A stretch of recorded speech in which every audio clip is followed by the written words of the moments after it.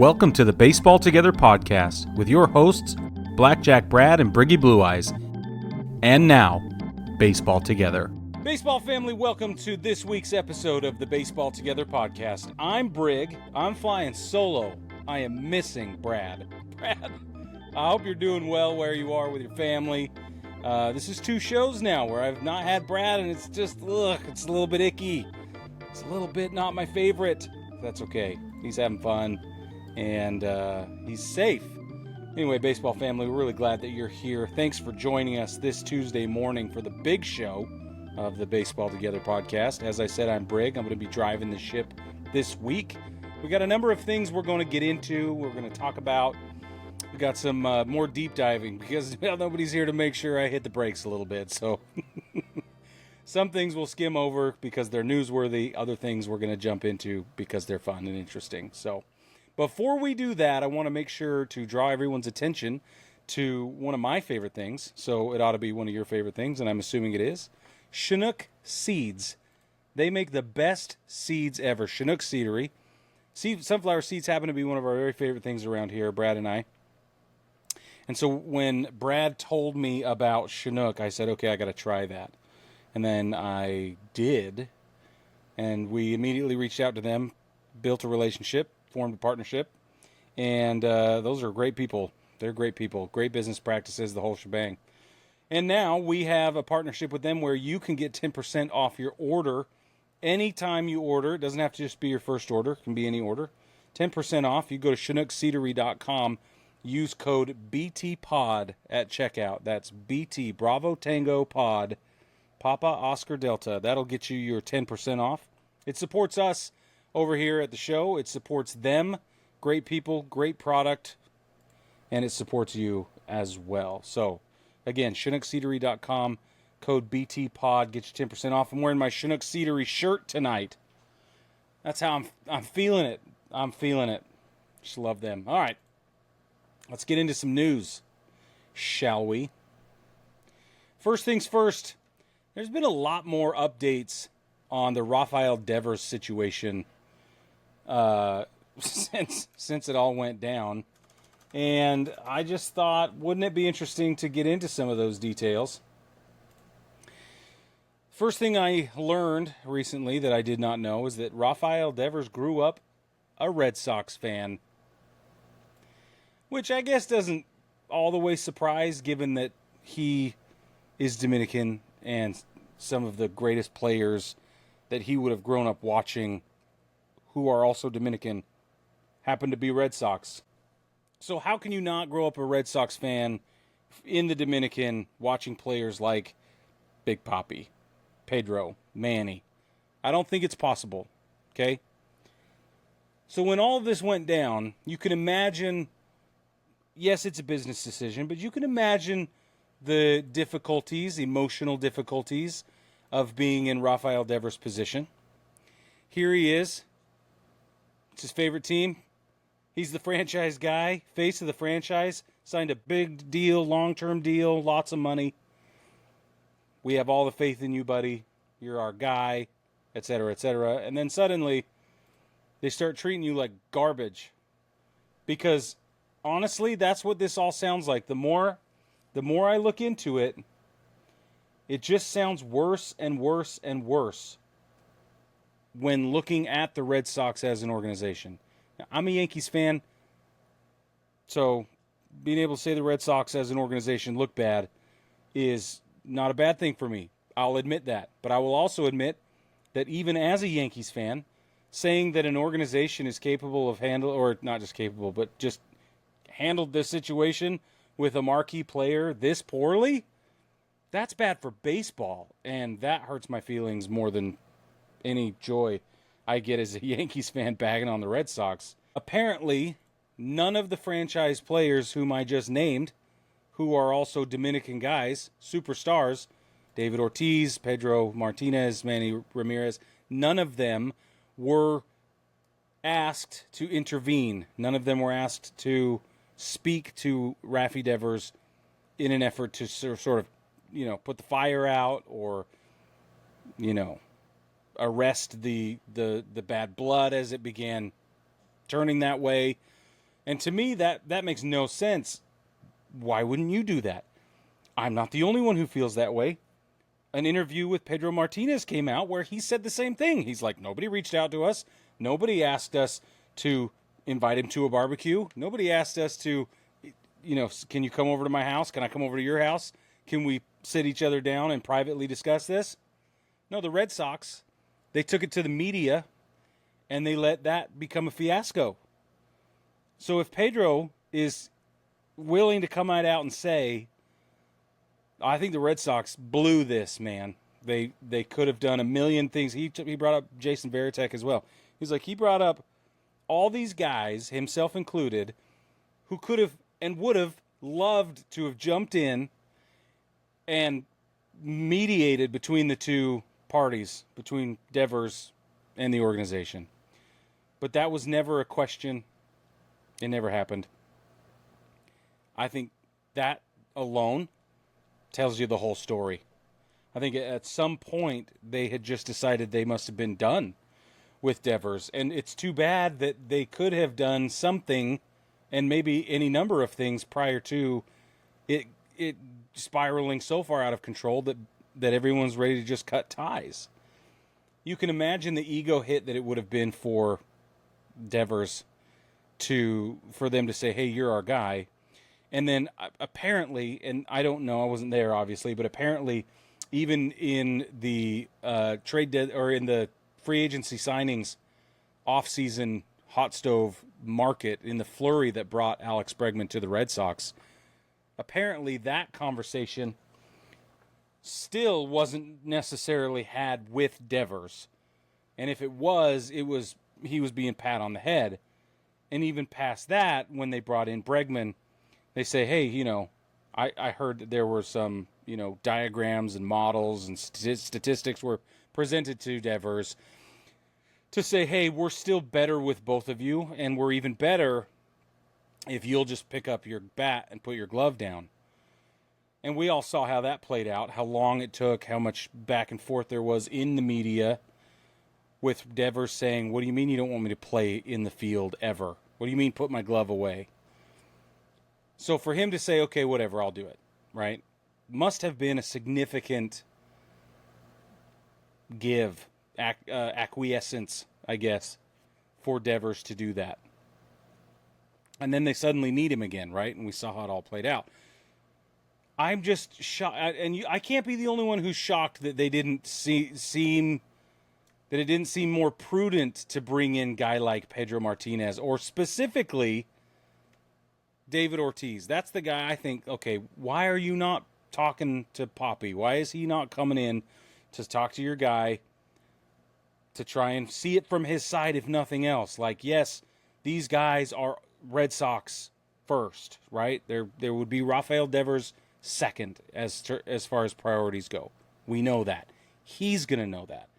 But it will at least be a friendly voice. It will at least have been a friendly overture. Those guys aren't going to do it on their own. If the Red Sox don't ask them to go in and do it, it's not going to happen. Devers knows that if they come in and want to shake him down or pat him on the head or whatever, that it's going to be a strategic move.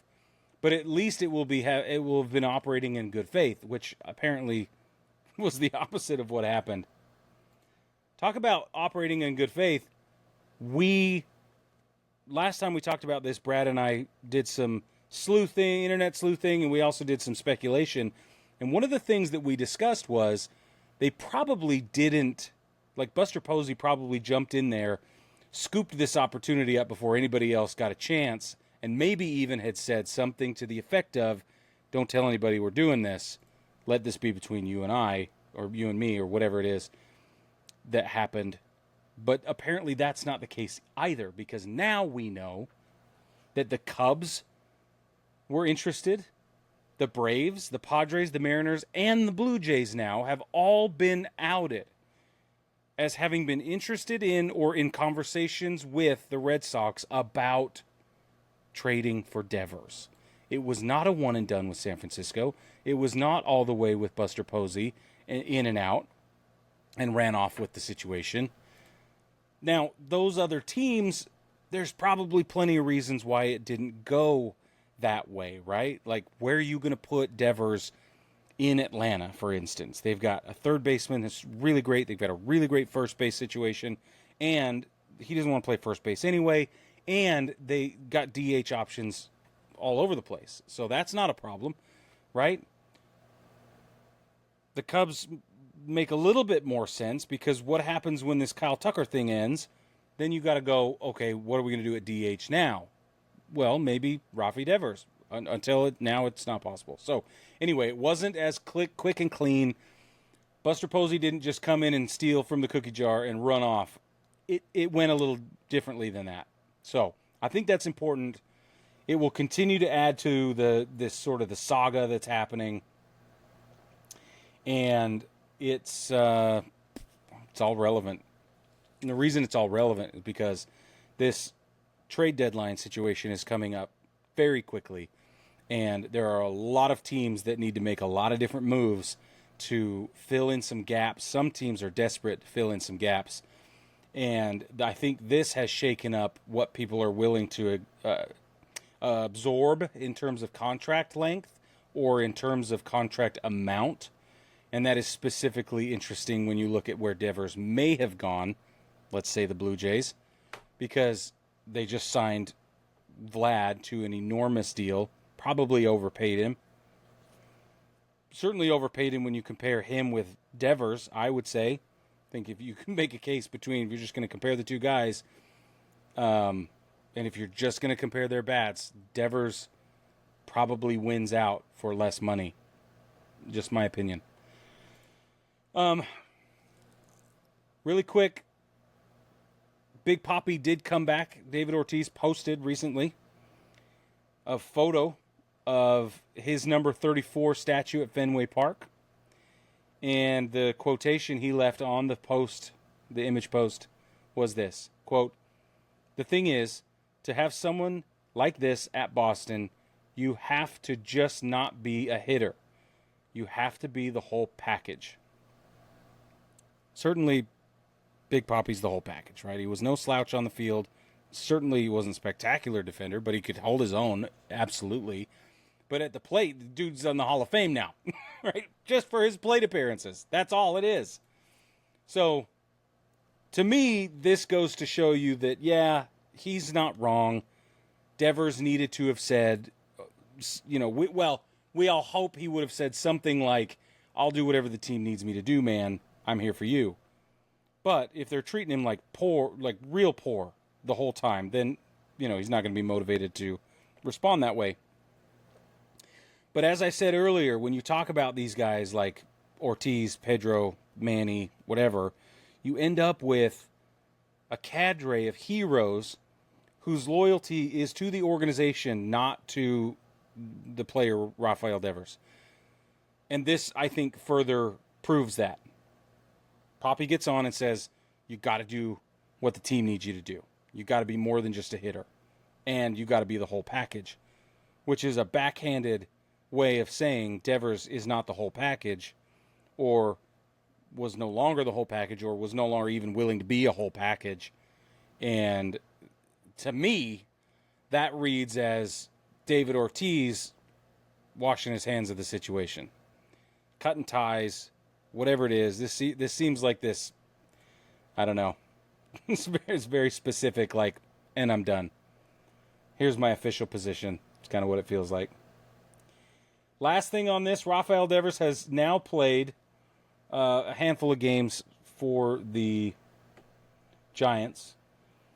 In that time, 6 games, 2 runs, 23 at-bats, 5 hits, 1 was a double, 1 was a homer, 3 RBIs there. He's been walked 3 times. So currently, in 6 games with San Francisco, Rafael Devers is posting a .217, .308, .391. He's got a 101 OPS plus. League average is 100, by the way. And we'll see how this continues for him. All of those numbers are down, but it's only 6 games. So, interesting business there. All right, let's move on. The A's have officially broken ground in Las Vegas.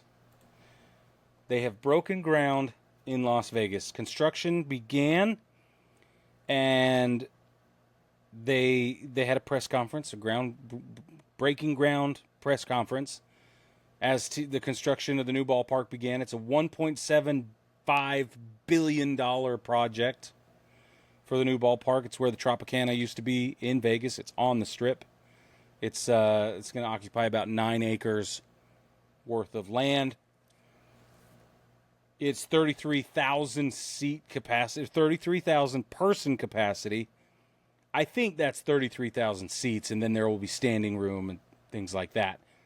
But let's say it is just 33,000 seats, that's the smallest ballpark in Major League Baseball. Like, easily the smallest, okay? Here's another thing I thought was interesting. Rather than having centralized air conditioning, and we've talked about this a lot, so I'm not giving you a comprehensive breakdown on everything that's going on. If you'd like more information, we have other videos you can go watch to get it all figured out. And the closer we come to, them using it, which will be in 2028, by the way. They're hoping to have it done in time for the 2028 season. But as things go and things develop, we'll give you more information. So the new piece of information that I have is that they will not have centralized air conditioning in the building. No. I'm sure they will. But that is not going to be the principal air conditioning model. Instead, what I read was they will have air conditioning distributed through the seats. Oh. Can you imagine the amount of ductwork alone that's going to have to go into that to distribute air conditioning at the seat level? I don't understand.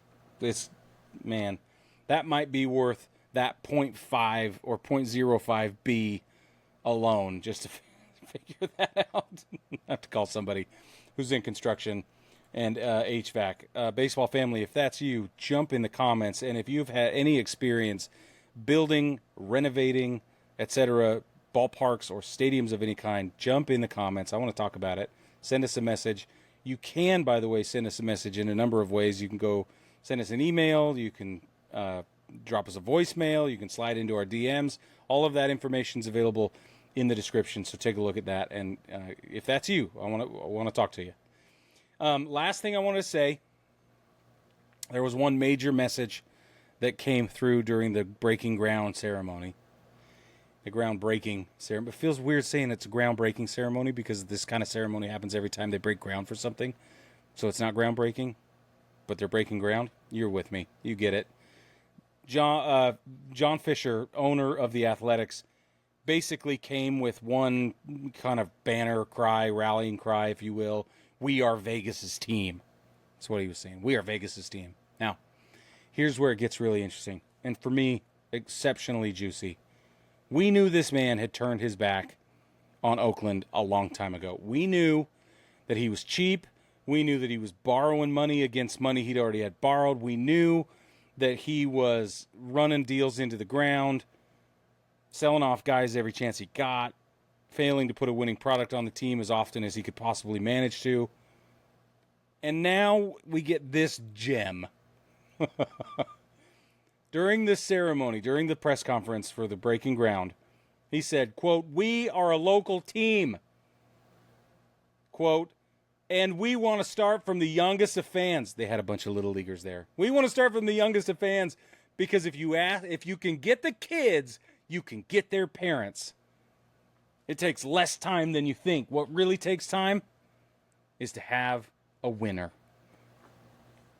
How long were you in Oakland?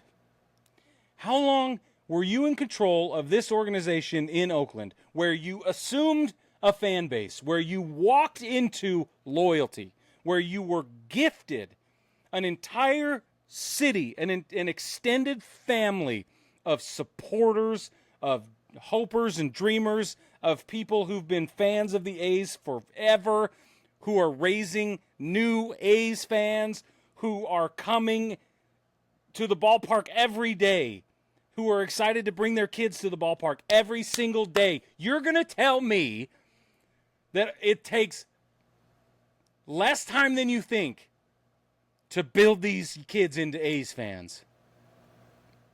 And the really hard part is to build a winner. Are you kidding me? You're going to sit there, you're going to say that with your old fan base who have all the way given up on you, largely, and if they haven't, they ought to, after hearing this. You're going to say that? Oh, man. We want to start from the youngest possible fans, because if you can get the kids, you can get their parents. What a smarmy, predatory, like, tobacco selling to the third row next to the bubblegum kind of freaking statement is that? You sleazeball. Ugh. That's not even saying the quiet part out loud. That's saying that's just disgusting. And you've got thousands and thousands and generations of fans that you literally left behind because you were not motivated enough to get any of the deals done that were presented to you that were possible. Nope. I'm not buying it, John Fisher. And honestly, if it weren't for the fact that the A's are going to move to Vegas, they're going to be there for a gazillion years. If it weren't for that fact, I would pray that nobody shows up to support this man until the team moves away, or sells him, I mean. And they should sell him. I don't know how that would happen. Sell him. Until he sells the team and we can move on from this just giant fiasco. But that's never going to happen because he's going to make $1 billion being in Vegas, and he's going to generate new fans, which is great for the game of baseball. And so once again, here we have a guy who is worthy of about as little as possible in terms of love and loyalty from a fan base, and then he will just automatically, by default, because of the nature of the deal he has made, he will build new fans. They will give him lots of money, and he is going to roll in his coins like Scrooge McDuck all the way till he freaking dies. That's what's going to happen, and it's just so upsetting. What a dirtbag. All right. Sorry, Oakland fans. I don't know. You can't really roll over and be San Francisco fans all the way, can you? So now I guess all you're begging for is Portland to get a baseball team. What else are you going to do? If you're an A's fan and you are feeling as betrayed as I think you ought to be, and as I've heard you are, then I want to hear from you too. Get in the comments and let me know. Because how are you reacting to this statement? Unbelievable. This freaking guy. All right. I'm going to move on. The Phillies have now officially overtaken the Mets for first place in the NL East. And that's crazy because the Mets gave up a big old fat lead is what they did. The Mets are now 1-9 in their last 10. Phillies are 8-2. Let me explain to you how this went down. Okay. On June 12th, the Mets beat the Nationals 4-3. Then they lost 7 straight. 3 to the Rays, 3 to the Braves, 1 to the Phillies. They won that next game versus the Phillies. That's game 2 out of the 3 game set. Then they lost game 3. Okay? As of right now, again, it's Monday night. As of right now, they just lost to the Braves. On the 23rd, they lost to the Braves 3-2. Not counting tonight, not counting the 23rd. They were outscored 58-17 in those first 8 games until they won that game against Philly. If you count that game against Philly, the final series, right? 7 straight games. They won the 8th, then they gave up the 9th, and then tonight they lost the 10th. If you count all of those, you get 28-69 they were outscored. That's bad. That's over 9 games, you guys. 28-69. You can't win with a run differential like that. You just can't. What you can do is you can be the Phillies and literally invert those numbers. Because on June 10th, the Phillies lost to the Cubs 8-4. Then they won 9 of 11 playing the Cubs, the Jays, Marlins, Mets. They outscored their opponents 64-35 in those 11 games. if you were sleeping on the Phillies, that was a huge mistake. But I don't know why you would be. The Phils they just do their thing, man. They just kind of, wherever they're going to be is wherever they're going to be. And the rest of the league is going to swirl around them while they just do their thing. They play blue collar, show up every day, lunch pail baseball, and it keeps working. And here we are again. This now puts the Mets at a .582 win percentage. Their current win-loss, 46 wins, 33 losses. That's a game and a half back behind the Phillies. The Phillies are now at .603. It's their win percentage, 47 to 31. So far, they're screaming. Now, the Braves, they're 10 and a half back out of first place. They're not going to catch first place. Are they going to be a nuisance? Maybe. That's the real question, because they have not seemed to be a threat of any nuisance until now. But now, what is it? Acuna has already like 10 homers. He's played like 3 games or something. That's hyperbole. But it's, we keep going back and forth. Is Acuna the linchpin? Is he not? What are we doing? Is it okay?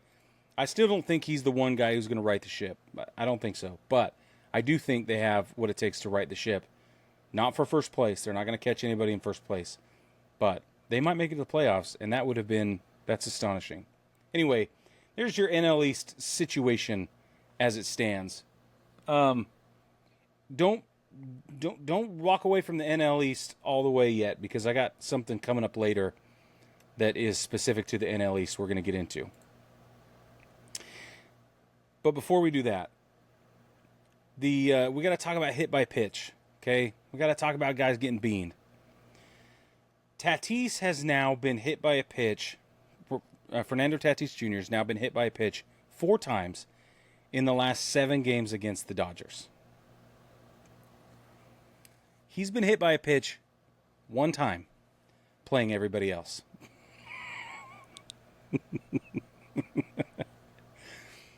So you're telling me it's not important? It's not intentional?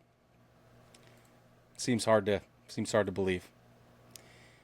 On the other hand, Shohei Ohtani got hit by a couple of pitches, and they looked absolutely intentional. I don't care if they were or not. They looked it, and that's just as bad. We'll get into that. Well, no, I'll get into it now.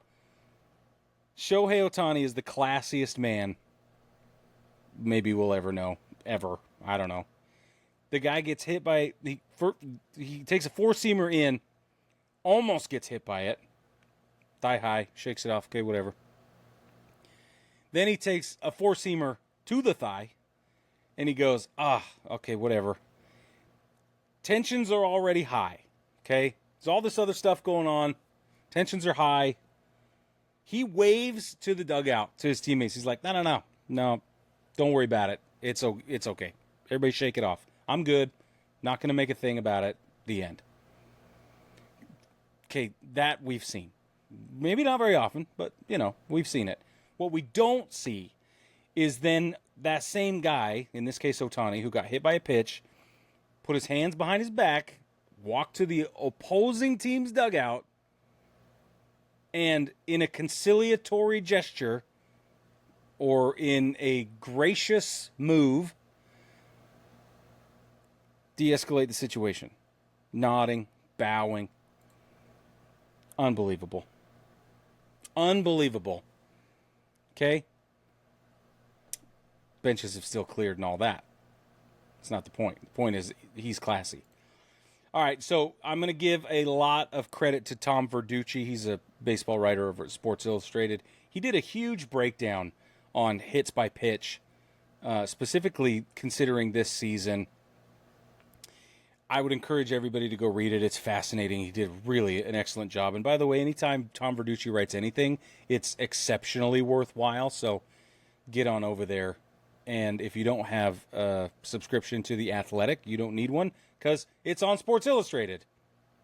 So not every single piece of baseball writing that is worth reading or reportage in the written form is on The Athletic.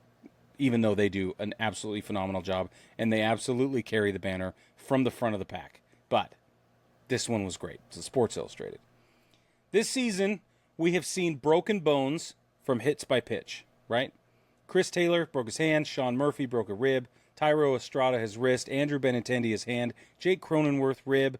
Paul DeJong nose. Jock Peterson hand. Luke Keschel forearm. Corbin Carroll has been hit by a pitch. Christian Yelich been hit by a pitch. And Brother Harper got hit by a pitch. And it's absolutely, in each of those three cases, it's pretty crazy that those guys did not have to miss time after those instances because they were nasty. So back to what Tom Verducci said. Pitchers 25 years or older, or 25 years old or younger, they hit guys at a rate of 7% fewer than pitchers 26 to 30. Once you make it over 30, you're hitting guys intentionally or otherwise drops dramatically. But for whatever reason, that 26 to 30 is number one, and that 25 years and younger is number two for how often you're going to give up a hit by pitch, right? It's really interesting because you think guys would age into more control, and that's true, but not until you're 30, which is really astonishing. Another great point that Tom makes is that he thinks part of the evidence of this is that, or part of the reason this is happening is that pitchers are being rushed into the bigs faster than ever before. And we've seen that. They come in younger and younger. They're throwing faster and faster and harder, greater levels of spin, younger and younger, right? College. Did you see the College World Series? Dude, you two want to talk about guys who are throwing freaking junk, man. Some of those dudes, not only are they pumping mad ched, like it is seriously heat, but they've got, some of those guys got movement, and it's crazy. 96? In college? Since when? I know.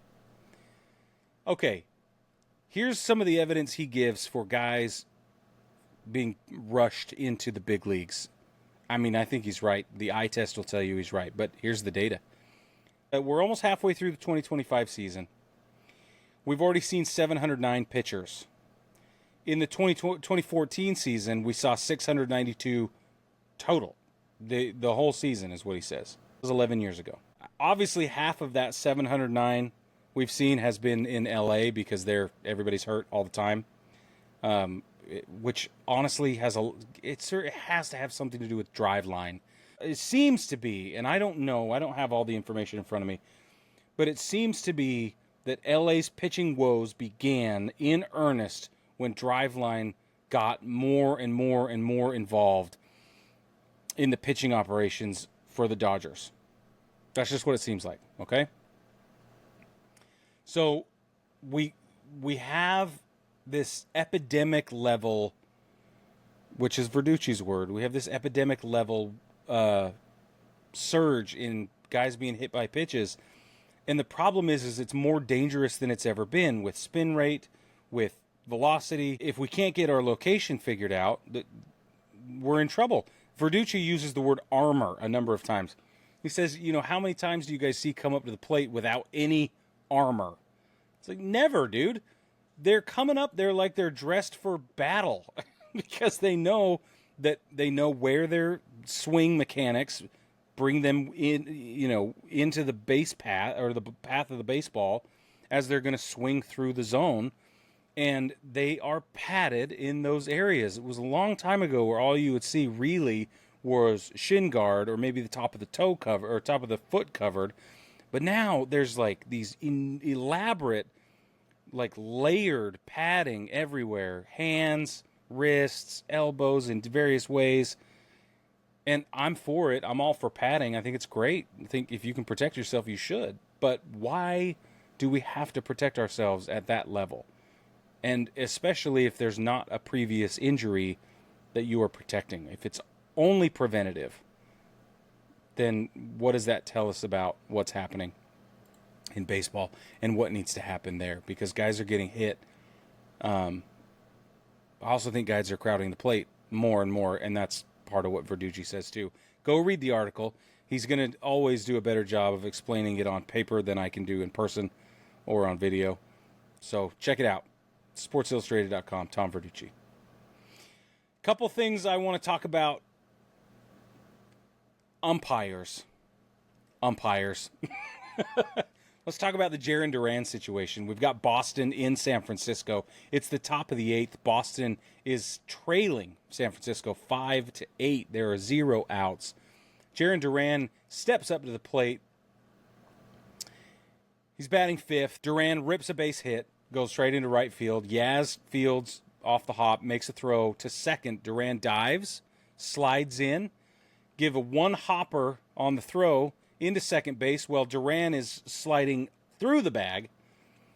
Keeps his right hand on the bag for the most part. He reaches full extension. He reconnects her with the base, with second base. He comes back with that, just the tippy tip of his fingertips, and he's called out. Now, he did break contact with the bag. And Adames comes in and drops the tag onto his hand. And there's this moment where you're looking at the video and you're thinking, okay, there's space between the top of Jarren Duran's hand, but there doesn't look like there's any space between Jarren Duran's fingertips and the bag. That's what it looked like to everybody but the umpire crew in New York, who, upon further review, the call stands, is what they came back with.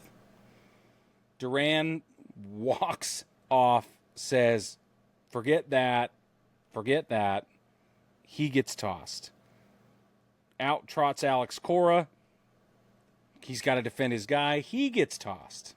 Now, let's remember, the call on the field was confirmed. That means that there's definitive proof on the video that the umpire on the field got it right. Call on the field, or the ruling on the field's overturned. To me, that demonstrates that there was demonstrable evidence to say that the ruling was not okay, right? It didn't work out. It's the wrong thing. And then there's the call stands. And whenever I hear the call stands, it means that there wasn't overwhelming evidence in favor of overturning it, and that's why they have to let it stand. That is what happened. It was a bad call. I can see why they ruled it that way. But honestly, if they have better capabilities than the ones I was provided, Jarren Duran should have been safe. Broke contact with the bag, got his fingertips back there prior to the tag being applied. Safe. He was called out. Did it affect the game? Not really. But you never know. You got a guy in scoring position suddenly, aggressive baseball player, you never know. Could be good. We're going to end on a high note, but let me talk about this. Marvin Hudson is behind home plate. Yoshinobu Yamamoto is on the mound. It's the top of the 3rd inning against San Diego. It's a 1-0 ball game. Bogarts homered earlier. He's facing batters 8, 9, and 1. Bryce Johnson comes to the plate. Yamamoto throws, swing, strike. Bryce Johnson's next pitch fouled off, strike 2. 3rd pitch, took it, watched it go all the way by him, strike 3, you're out. Then here comes Maldonado, foul, strike 1. He takes strike 2, right through the zone. And then he swings all the way over, strike 3. 6 pitches, 2 outs. You know what that means? That means an immaculate inning is in the works. Here comes Fernando Tatis Jr. Swings right over the top of it. Then a foul, and then Marvin Hudson calls a ball on a pitch right down Main Street. Right down Main Street, USA. You kidding me? It makes no sense. It was a 96-mile-an-hour fastball, chest high.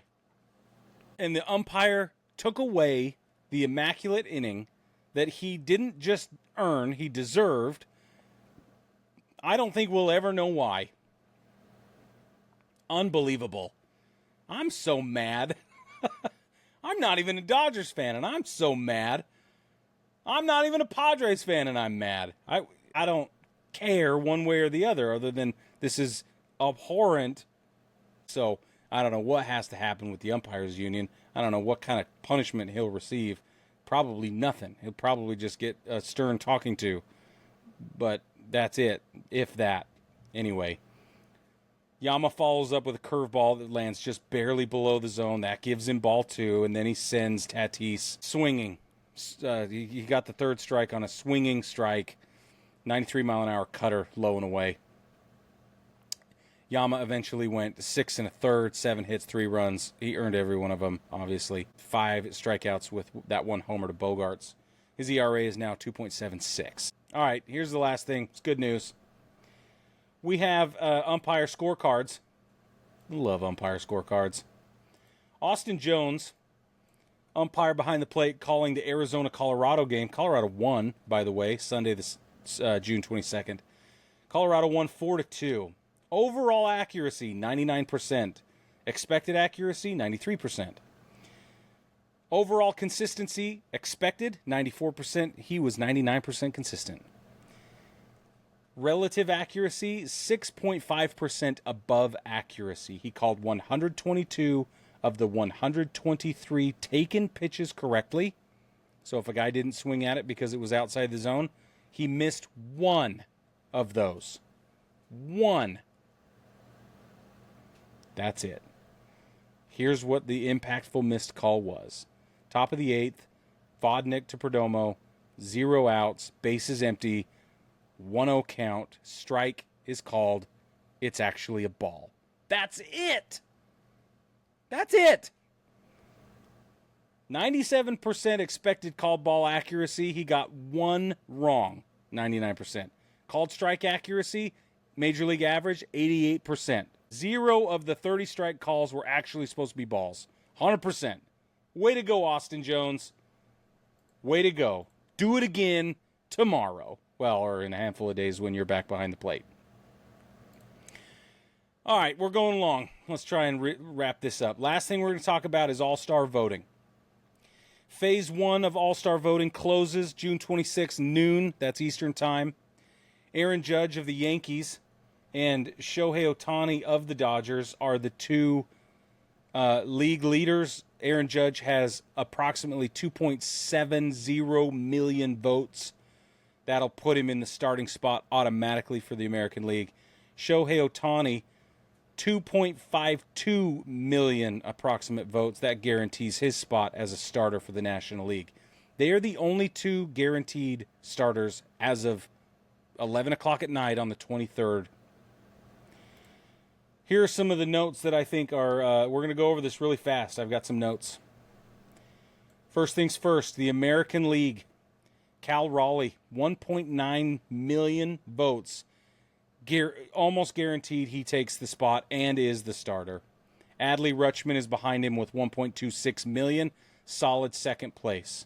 Getting 85% odds to advance to the second round. First base is really interesting. Vlad Guerrero Jr. leads the American League voting for first base with 1.19 million votes. Paul Goldschmidt comes behind with 1.12 million votes. There's a 70% chance that Vlad makes it into the first place slot, the starter role. There's but there's plenty of opportunity for Paul Goldschmidt to be voted in above Guerrero. And honestly, from what I see, Vlad should not be winning this contest. So get out and vote for Paul Goldschmidt. And yes, I'm a Yankees fan. Next, second base, Gleyber Torres, 1.13 million, clearly leading. 95% odds he makes it into the first starter role. He's definitely advancing. Jackson Holiday and Jose Altuve. Jackson Holiday is around 1.05 million votes. Jose Altuve, 1.03 approximate votes. Holiday has a 60% chance of advancing, 40% chance of advancing for Jose Altuve. Riddle me that. Shortstop, Jacob Wilson has a commanding lead. Well, I should say, in my mind, he commands. I'm voting for Jacob Wilson. I already do. But Jacob Wilson's lead is 1.12 million over Bobby Witt Jr.'s 1.08 million. It is a narrow lead. Bobby Witt Jr. is a competitive vote getter, and justifiably so. J-Ram, third base, Jose Ramirez, 1.78 million. 99% chance he gets in. 100% chance he's the starter. Unbelievable. Next closest, Rafi Devers, 1.02 million. Safely second place. Okay? Nobody else is close enough to worry about. The DH role, this is where things get squirrely. Ryan O'Hearn has a massive lead with almost 1 million votes. He's at 937,000 votes. Ben Rice then comes in at 409,000 votes. And Brent Rooker, 396,000 votes. So we've got Ryan O'Hearn, Baltimore, massive lead. He's making it through. Ben Rice and Brent Rooker are now competing over that 55% chance and that 45% chance of getting in that second slot. It's going to be really interesting to see what happens. Anyway, outfielders, Aaron Judge, automatic. Riley Green, great choice. 1.37 million. Top vote getter. 99% chance of succeeding to the second round and into the game. If you get to the second round, you're going to the game. Javi Baez now for the outfielder has 902,000, 95% chance of getting in. Mike Trout, 889,000, that's 90% chance, still holding firm. Stephen Kwan, 811,000, 75% chance of getting in. And then there's Cody Bellinger, 712,000 votes. He needs a push to get him up in there. He needs a push. 1, 2, 3, 4, 5, 6. He's the number 6 guy on that list. I'll save that because you need this information first. Let's go through the National League. Catcher, Will Smith, 2.10 million votes. Compared to JT Realmuto's 1.4 million, Will Smith's going to get in. He deserves it. The dude's amazing. Okay? JT Realmuto's getting in too. He'll just be number 2. First base, Freddie Freeman, 2.10 million, dominating. Matt Olson, 1.3 million. Totally a great choice for second place. Ketel Marte for second base. Ketel Marte with the D-backs, 1.56 million. Huge edge over Luis Arraez, 1.2 million. Shortstop, Francisco Lindor, 1.64 million votes. Strong leader over Elly De La Cruz, 1.45 million votes. So he still is a competitive second place choice. 70% chance of him making it in, and nobody catches him. Third base is interesting. Manny Machado, 1.68 million. Against Nolan Arenado's current 1.5 million approximate votes. Be interesting to see what happens there. Still a pretty firm lead for Manny Machado. Shohei Ohtani, as we discussed, for the DH. Devers could get the DH nod. He's got 1.1 million votes in the DH role. Outfielders for the National League. Pete Crow Armstrong, 2 million votes. He's the top vote getter. He's going to make it in. Kyle Tucker, 1.6 million. Going to be good to go. Teoscar Hernandez, 1.4 million. He's pretty comfortable. Dylan Carlson, 1.2 million. He's in the mix. Brian Reynolds might sneak into phase 2 of voting with 1.1 million. Couple of interesting notes. If you had told me that Gleyber Torres would start an All-Star game at second base over Jose Altuve, I would not have believed you. And if that same conversation had happened a couple of years ago and you had told me that Javi Baez was a clear leader in the outfield spot, I would not have understood what you were talking about. What's also interesting to me is that Francisco Lindor is in his 11th season, and he has never been voted as a starter in the All-Star game. He's been to 4 All-Star appearances, but he hasn't been to one since 2019. And again, he has never been voted as the starter. He has an exceptionally good chance of being a starter this time, super duh. Now, you get 5 votes every day, baseball family. You get 5 votes every day, which means that any lead, 3 days left, any lead under about 150,000 votes is less than certain. Okay? So if you're looking at the numbers, if you go look them up, if the guy you want in has a fewer than 150,000 votes, then there's probably a good chance you can push your guy above him, or help anyway. But Phase 2 voting begins June 30th. It'll run through July 2nd. Final results will be revealed July 6th. Game starts July 15th, or game is July 15th. That's this year's All-Star game. It's going to be in Atlanta. All right, last thing, baseball family. Today in baseball history, June 24th, 1997, Randy Johnson ties Steve Carlton for the single-game record with 19 strikeouts. That day, he also broke Ron Guidry's American League record for lefties. But like Carlton, the big unit took a loss in his first 19K game because Mark McGwire hit a 538-foot homer that gave Oakland a 4-1 victory. Anyway, baseball family, thanks for joining me. Don't forget to like, subscribe, rate, and review the channel anywhere you're able to. It helps us a ton, and we greatly appreciate it. Don't forget to jump over to Patreon if you would like to support the show. Patreon.com/Baseball Together. Just search Baseball Together. We have 5 tiers of support that way as well. Baseball family, we're excited to see Brad when he gets back, and we're excited to watch more baseball as we scream toward the All-Star break. So with that, don't forget, we'll be here Thursday night, 9:30 p.m. Eastern Time. We'll catch you then.